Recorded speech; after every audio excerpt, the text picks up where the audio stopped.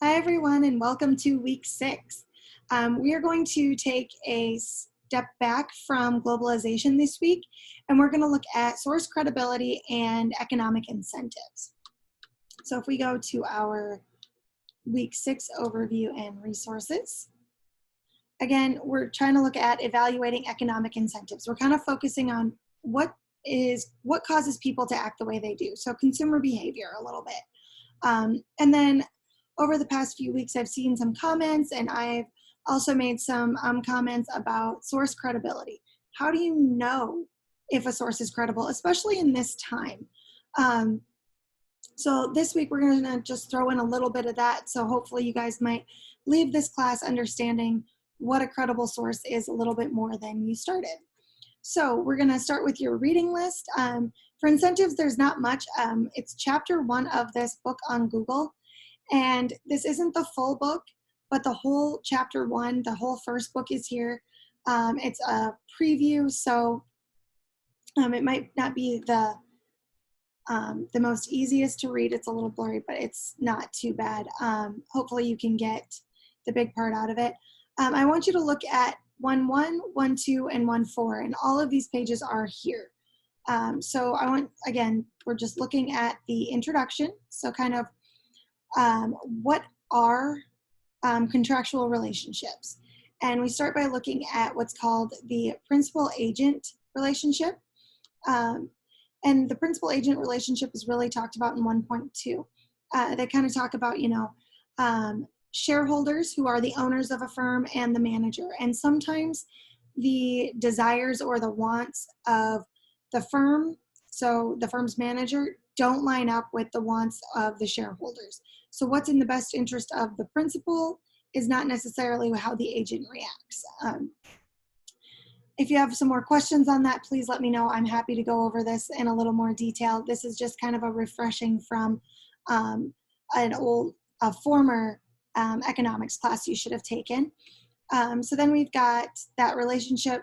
You don't need to worry too much about that, but I do want you to look at the types of asymmetric information and why it causes problems. So the types of problems, we start with the moral hazard problem, and then we get into the adverse selection model, and then finally it deals with signaling and kind of how the agent can send a signal to the principal. So those are all the things I want you to read in that chapter, just to refresh your memory on incentives. For source reliability, I've got a bunch of articles here for you. When you're looking at just written works, so articles, looking at, are your sources credible? Here are some things to think about with articles. Is the source in depth? Who's the audience? What is the purpose of the source? Who are the authors? Is the source reputable? Is the source current for your topic? If it's something from the 1950s, is it still relevant?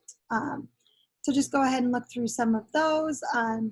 Talks about scholarly domains, .gov, .mil, .edu are university websites. A lot of company websites are .com. Most company websites, or most websites are .com. So be sure you kind of look at what the website is promoting. Here's another one that's big, truth in the news. Make sure you're checking the facts when you're looking at news, evaluating the sources. Again, here are some things to be aware of. And, all caps is usually kind of okay, hold on, stop, don't go there. And then look out for clickbait. Oh, clickbait is all over the place. Use databases that aren't influenced by previous word searches, so like Google is. So use the Library One search, USA.gov, data.gov, those types of things. And then this one is one that I love. Talk to people who hold different views from you.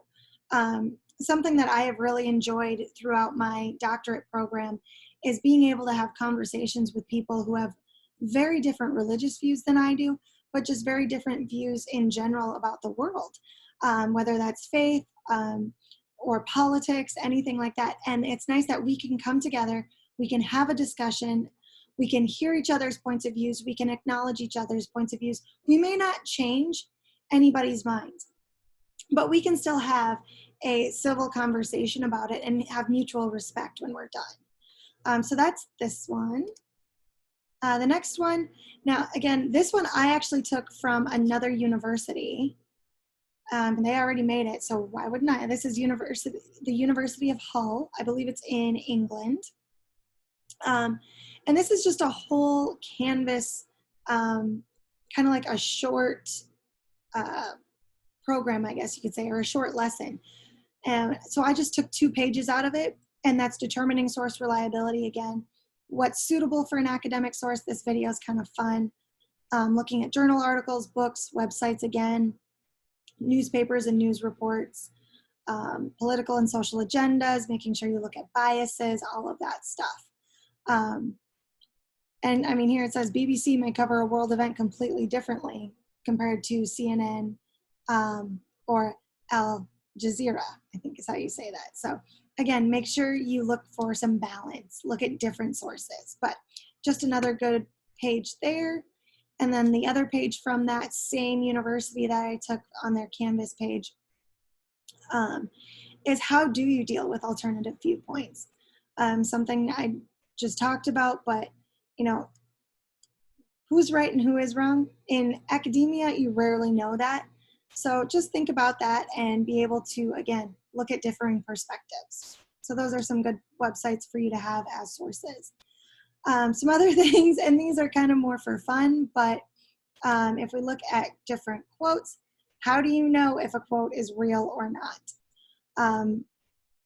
I've seen so many things on social media where it's got a picture of Martin Luther King Jr., and all of these are from around 2011.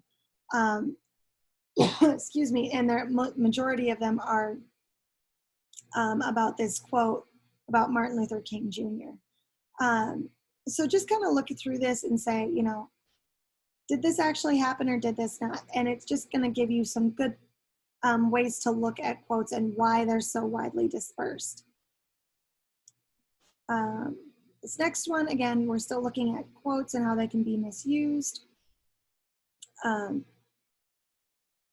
Again, we're talking about 2011. I guess I kind of forgot to say this in the last one, but it was very shortly after the death of Osama bin Laden when a lot of this stuff started happening or became more commonplace with this quote from Martin Luther King Jr., with that message being attributed to him. So something that you can look at too to help you is this date range filter. So Google has a date range filter, and let's see if we can just go to it.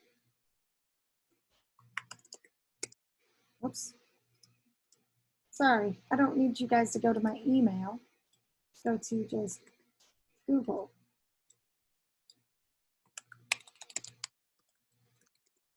See if this will work. All right. So let's search for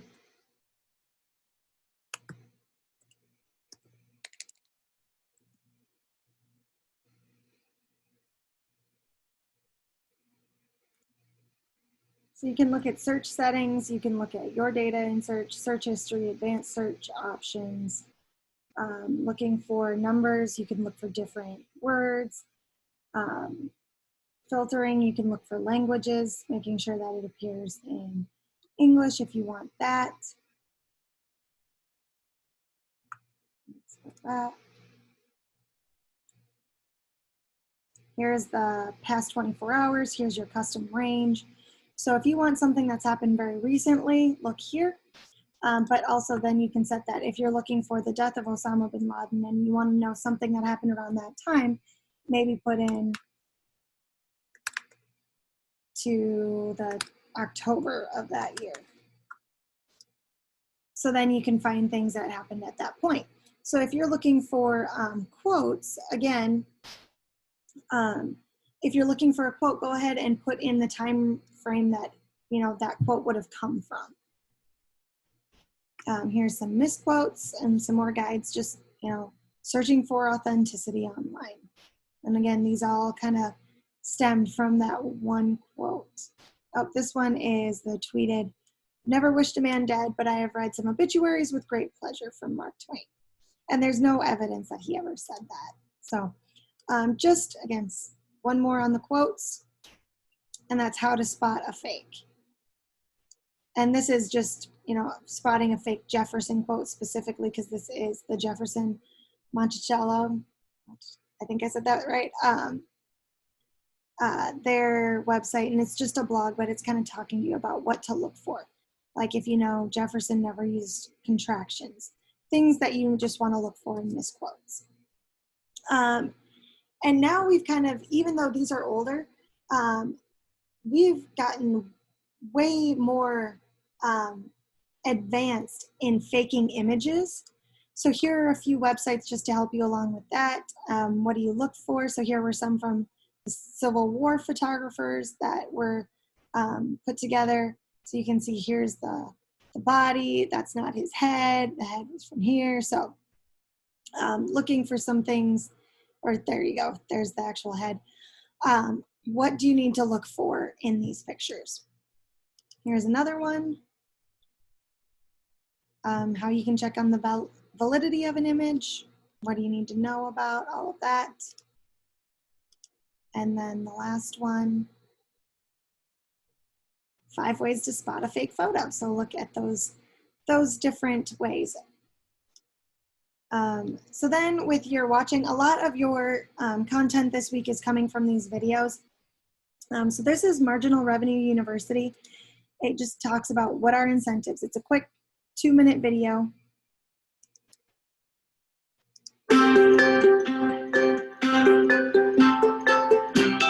Just kind of going over the incentives dictionary definition. Sorry, thank you. And then Tyler Cowen is an economist that also is a part of Marginal Revenue University.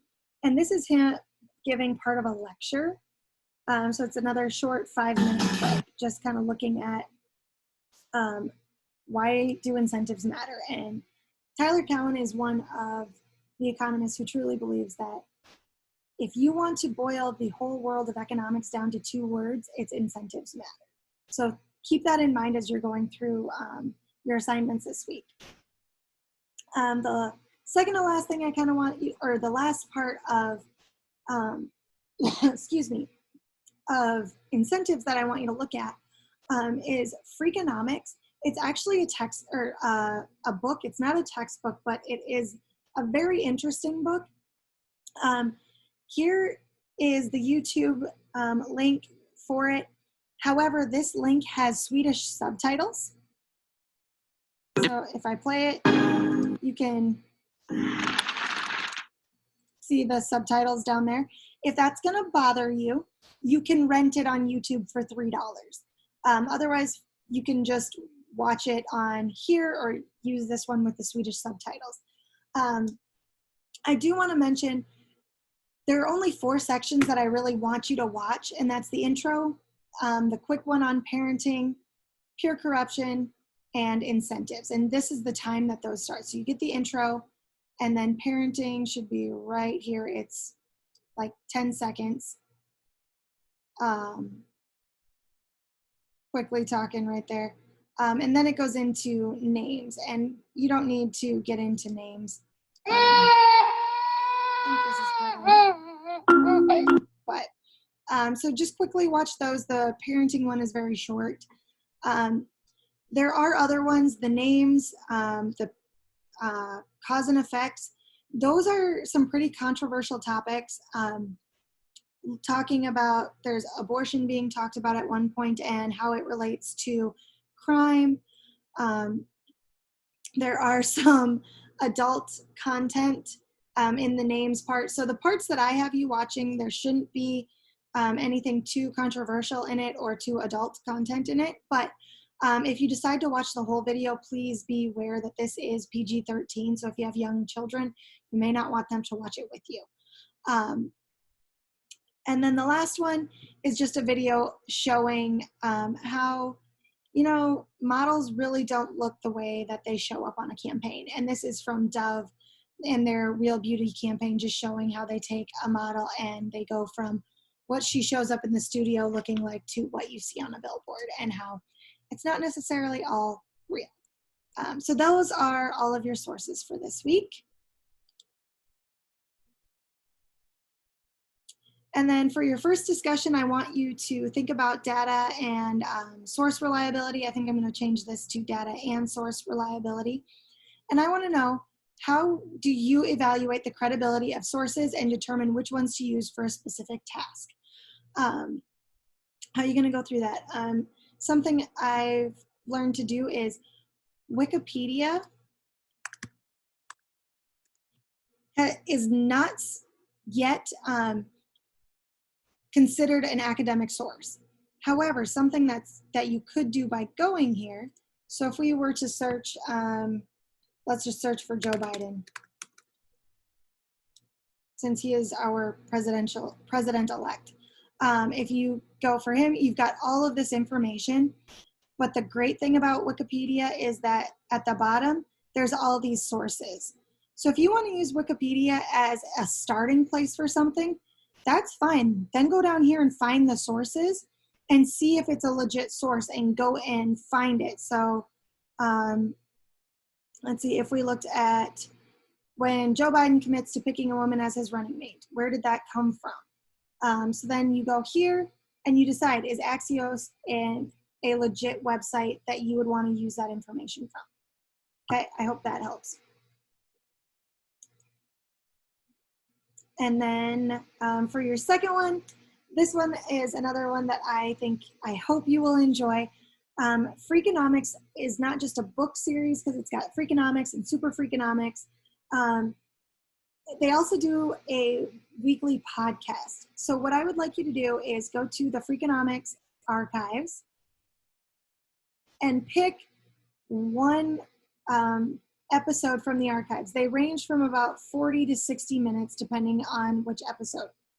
Try and find one that you are interested in, or maybe one that relates to your industry. If you can do that, it'll make this discussion a lot easier for you. I've listened to the majority of these. They're very entertaining to me. And the thing about Freakonomics is they talk about how the book was written to discover the hidden side of everything. Stephen Dubner and Stephen Levitt are the ones who wrote the book. Stephen Dubner is the journalist, while Stephen Levitt is the actual economist. They kind of got together and they decided to look at economics and what happens in real life and consumer behavior in a way that other people hadn't done yet. There's a lot of people that disagree with a lot of the way that they come to their conclusions, but that's kind of the way of academia.